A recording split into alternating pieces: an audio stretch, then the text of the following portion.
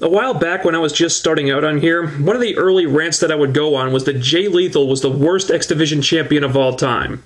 Not because he was a bad wrestler or anything, but because every single time he won that belt, he would fall victim to booking so horrible it would make him look like the biggest chump who ever set foot in a wrestling ring. You know, he'd win the X Division title for the first time after tons of build-up, only to lose it a few days later. Johnny Devine would steal the title belt from him, and he'd be unable to get it back for months. You know, he'd be more concerned with SoCal Val than the fate of the entire X Division. Stuff like that. Nothing has changed.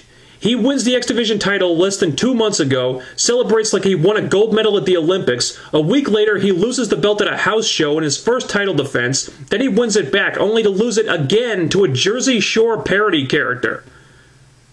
A Jersey Shore parody character? That's like if, back in the Attitude Era, WWF had taken X-Pac and jobbed him out to Gilbert. And that was back when X-Pac was cool, alright? Back when X-Pac heat didn't mean, get the fuck off my TV, you ratings-killing loser. Every damn time Jay Lethal wins the belt, this happens. Seriously, the writers must have it in for this poor bastard. And it's really sad when a Jersey Shore parody character winning the X Division title is not considered a step down. But that's what we've come to. Jay Lethal, worst X Division champion of all time. Hope he never wins that belt again. The match itself was alright.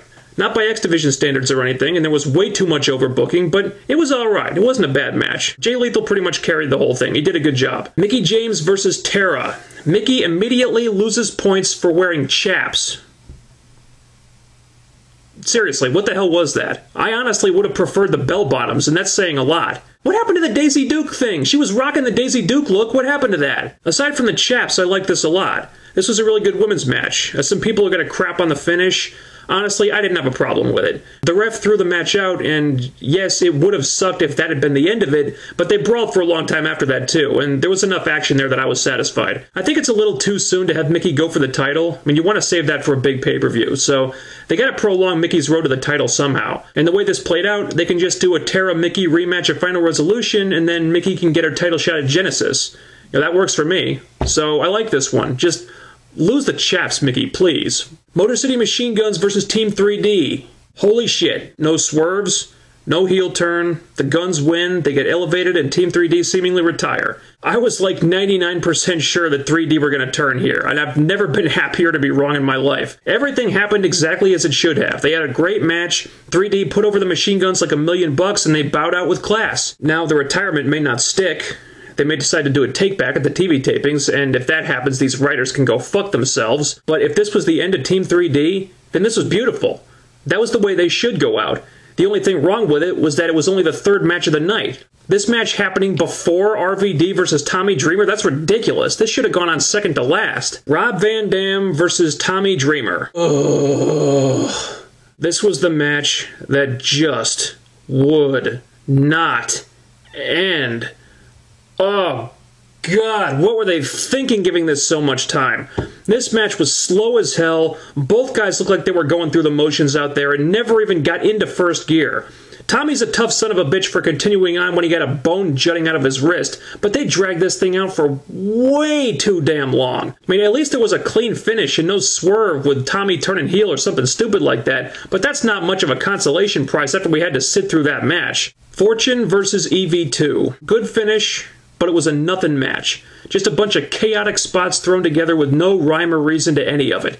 EV2 have been completely exposed by this feud. I don't think anyone wants to see them anymore. They had a clean finish, the right team won, and the right guy got fired.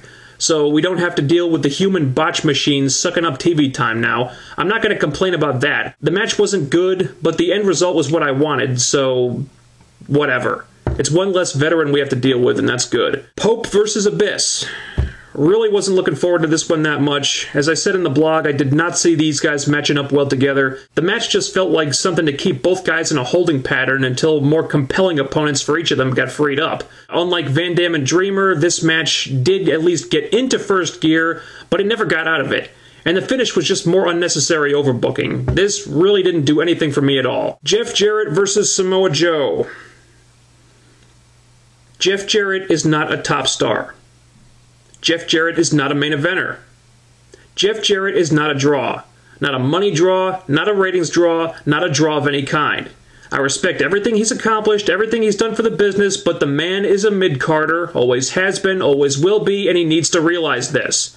I know Samoa Joe was in there too, but a Jeff Jarrett match going on second to last in 2010? Come on, TNA, that's horse crap. You know it's horse crap. And he even won the match too.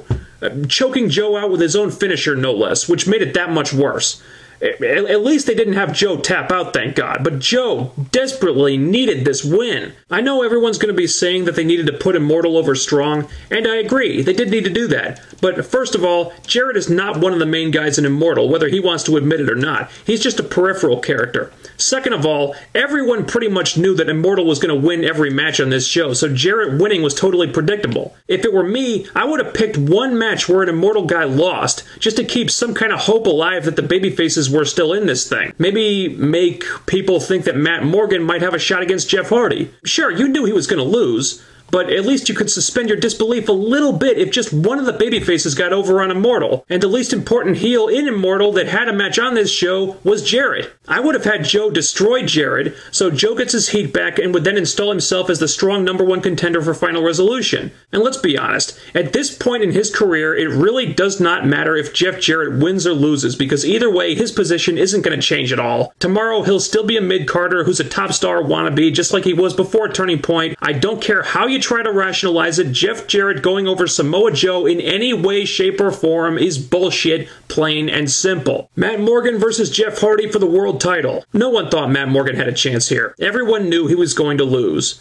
Best case scenario was Morgan having a competitive match with the world champion and leaving the show more credible than he was when he went in. Did they accomplish that much? I think so. But guess what?